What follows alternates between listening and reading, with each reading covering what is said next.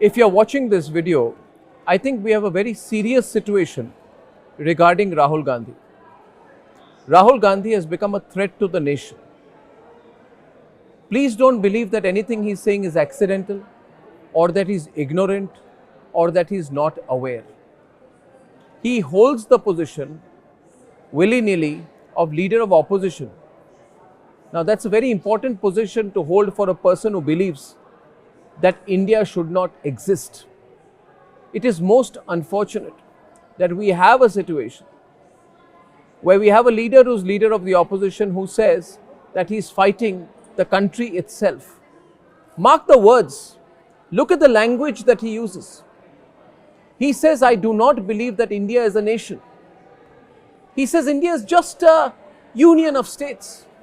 He's always making the point with deliberate emphasis that India is not a nation, and therefore he does not believe in nationalism at all because he doesn't believe in the idea of an Indian nation. How can you have a person, a politician holding high office who believes that India is not a nation? Please note the words he has used today. He says, I am not fighting a political party. This is not a political battle. I am fighting a battle against the Indian state. Now, Rahul Gandhi, let me tell you what the Indian state is. Either you're ignorant or you need someone like me to educate you. According to Article 12 of the Indian Constitution, if you only read Article 12, if you only read the Indian Constitution, Rahul Gandhi, don't go around taking that copy of a constitution, if really that is a true one, and start waving it around as a prop. You know nothing about the constitution. Article 12 of the constitution clearly says, it defines the state and the Indian state as follows. 1. The legislative and executive organs of the union government. Now, by saying I am going to fight the Indian state, Rahul Gandhi wants to wage a war against the elected government of the country. Rahul Gandhi wants to wage a war, therefore, against the Lok Sabha. Rahul Gandhi, therefore, wants to wage a war against the Rajya Sabha, the legislative and executive organs of the government.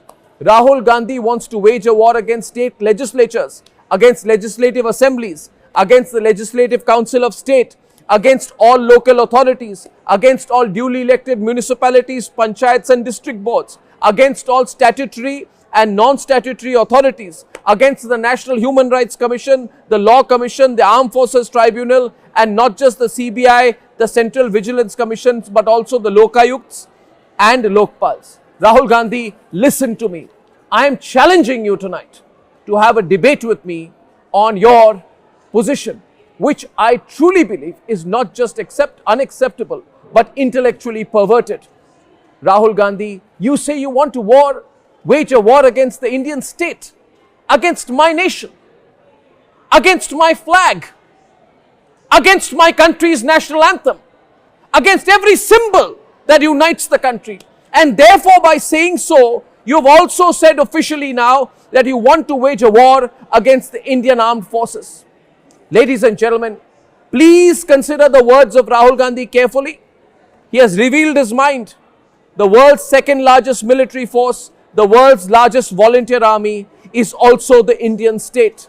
Rahul Gandhi, who has made many anti-army positions in the past, who has tried to incite people, who has tried to divide the Indian army on lines of caste and religion, who has made provocative and factually incorrect comments, now takes the next step, takes a completely Maoist line and says, I want to wage a war against the Indian state.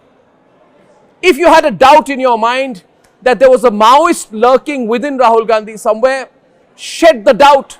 Rahul Gandhi has said it clearly and openly that he has a Maoist position.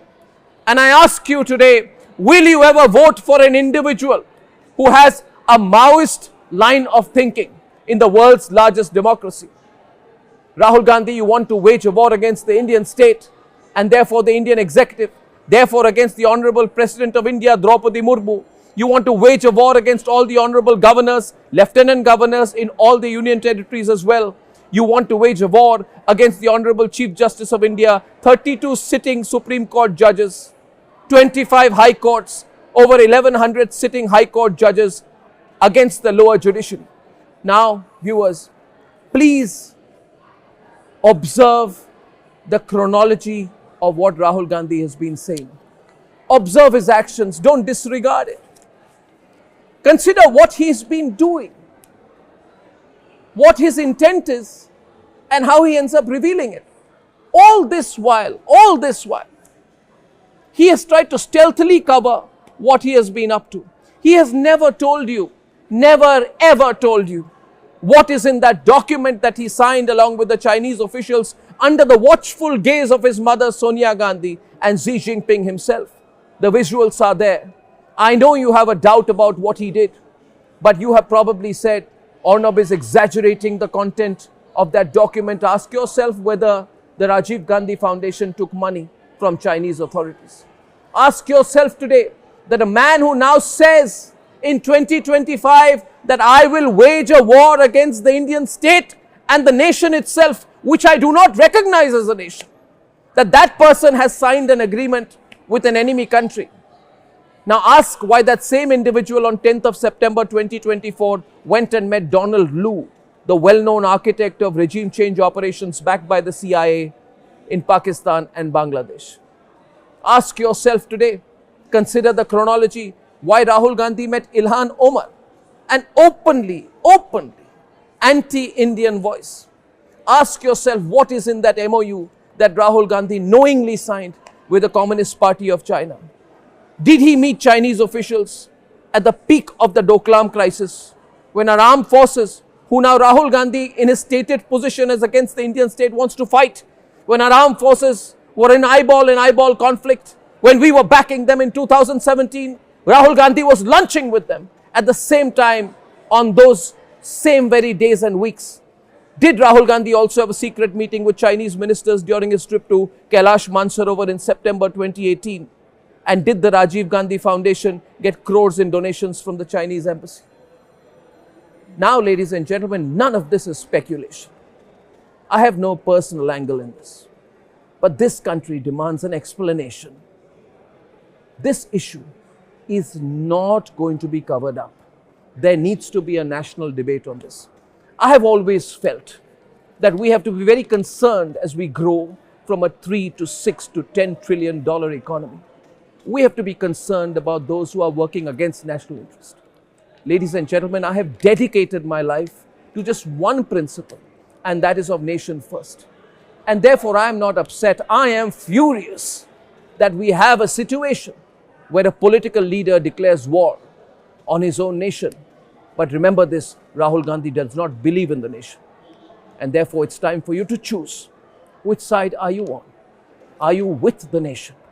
Or are you with Rahul Gandhi and others like him who are clearly, without a shred of doubt, against the nation? It's time to choose.